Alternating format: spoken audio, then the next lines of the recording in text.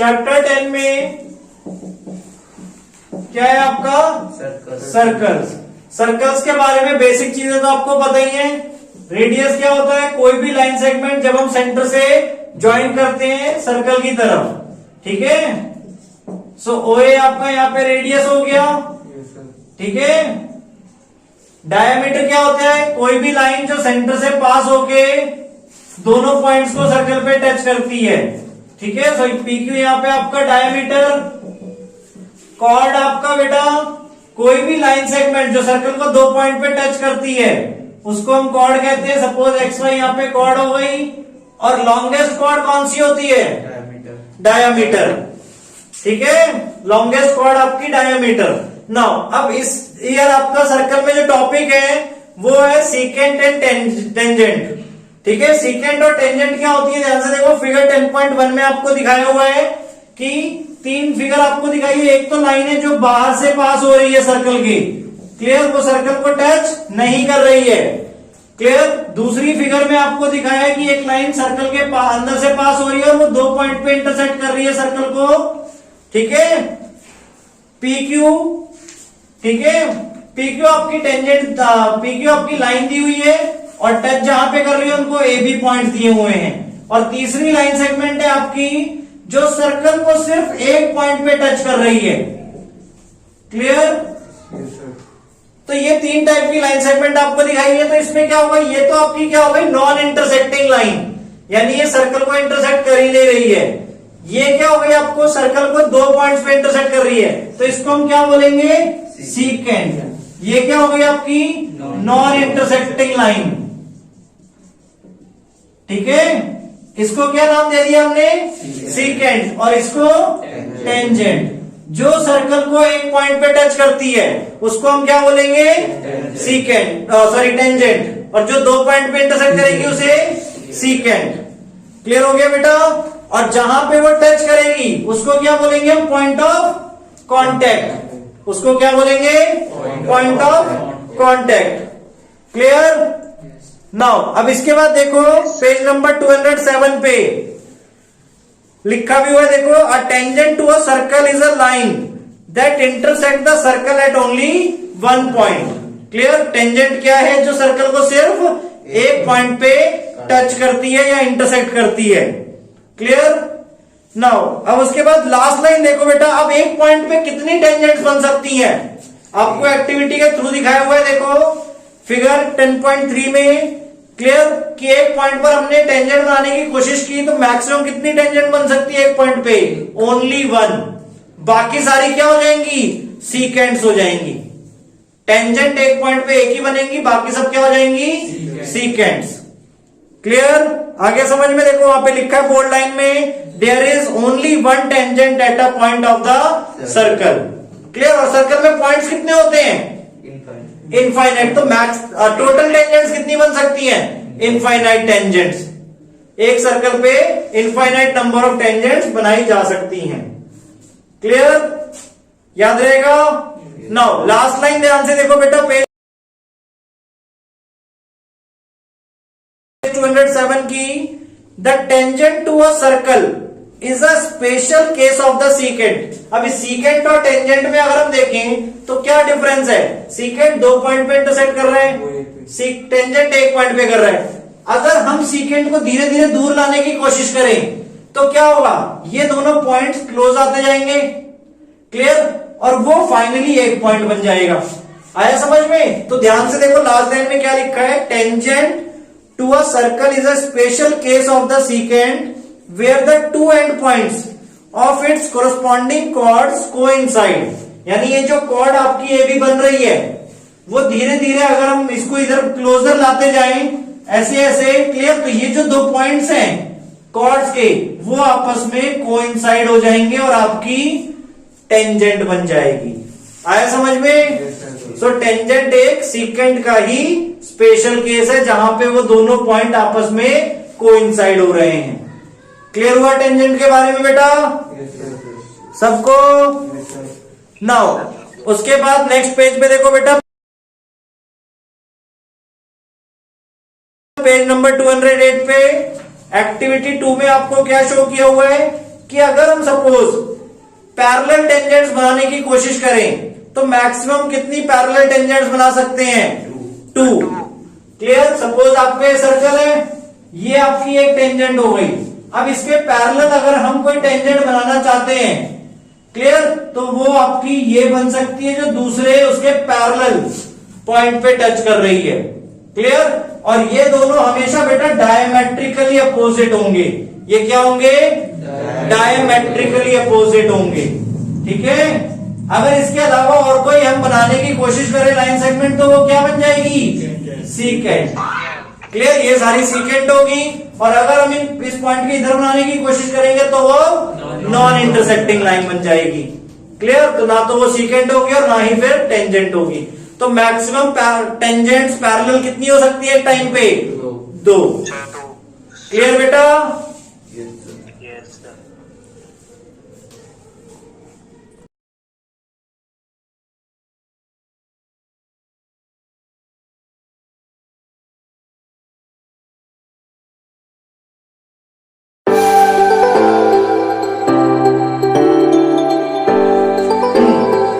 Theorem 10.1 देखो बेटा, क्या गिवन है आपको?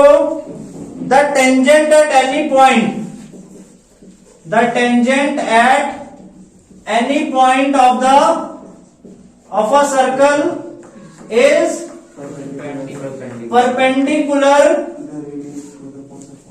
To the radius through the point of contact. Clear? Point of contact क्या है आपका? जहां पे टेंजेंट सर्कल को टच करती है। क्लियर? तो यानी आपको क्या गिवन है? सपोज एक सर्कल है विद सेंटर हो, एक टेंजेंट है सपोज PQ। क्लियर? और पॉइंट ऑफ कांटेक्ट हमने R ले लिया सपोज। ठीक है? PQ आपकी टेंजेंट हो गई और पॉइंट ऑफ कांटेक्ट R हो गया। अब हमें यहां पे रेडियस क्या हो गया आपका? OR। अब हमें प्रूफ करना है कि OR जो है वो परपेंडिकुलर है PQ पे। क्लियर? सो गिवन लिखा पहले हमने, ध्यान से देखो, a circle with centre O and PQ is a tangent with point of contact is R। ठीक है? नाउ टू प्रूव हमें क्या करना है कि OR जो है वो परपेंडिकुलर है PQ पे। क्लियर हो गया बेटा? थ्योरम में मीनिंग कि क्या हमें प्रूव करना है, और इसको फिर हम बाद में यूज कर सकते हैं। ठीक है? As a statement. ठीक है? कहीं पर भी हमें कोई भी रीजन के लिए यूज करना है कि परपेंडिकुलर दिखाना है, क्लियर, तो वहां पर हम ये रीजन यूज कर सकते हैं थ्योरम वाला। ठीक है? नाउ अब इसमें कंस्ट्रक्शन देखो, पहले हमने क्या किया? Let us take any point y on PQ other than R। ठीक है? हमने कोई पॉइंट y ले लिया PQ पे अदर देन R, और y को हमने ज्वाइन करा दिया। क्लियर? Join OY। अब ये चीज मुझे बताओ कि OY और OR में से कौन बड़ा होगा? OY। क्यों? पहले तो ये बताओ कि Y इंटीरियर में होगा या एक्सटीरियर में होगा? Y is in the exterior of circle होगा। ठीक है? रीजन, क्योंकि टेंजेंट एक ही पॉइंट पे टच करती है, तो जितने भी पॉइंट आएंगे टेंजेंट के ऊपर वो सारे बाहर ही होंगे सर्कल के। क्लियर? तो y is in exterior of circle, so OY is greater than OR, क्योंकि OR आपका क्या है? रेडियस। ठीक है? OY आपका ग्रेटर हो जाएगा OR से, क्योंकि OR क्या है? रेडियस है। Clear? Since this happens for every point, since this happens for every point on PQ except R। ठीक है? हम अगर कोई और भी पॉइंट लें आर के अलावा, ठीक है, पी क्यू पे। सपोज यहां पर अगर हम जेड ले रहे हैं तो अगेन ओ जेड आपका क्या हो जाएगा, ग्रेटर हो जाएगा ओ आर से। Clear? So O R is the smallest of या shortest of all the distances, shortest of all the distances from point O to tangent PQ। Clear? आपका जो OR है वो हमेशा शॉर्टेस्ट डिस्टेंस होगा, ठीक है, O से PQ की तरफ। क्लियर? और जो शॉर्टेस्ट डिस्टेंस होता है वो हमेशा परपेंडिकुलर होता है। Therefore OR is perpendicular to PQ, और यही हमें प्रूफ करना था। So hence proved। क्लियर बेटा? सबको?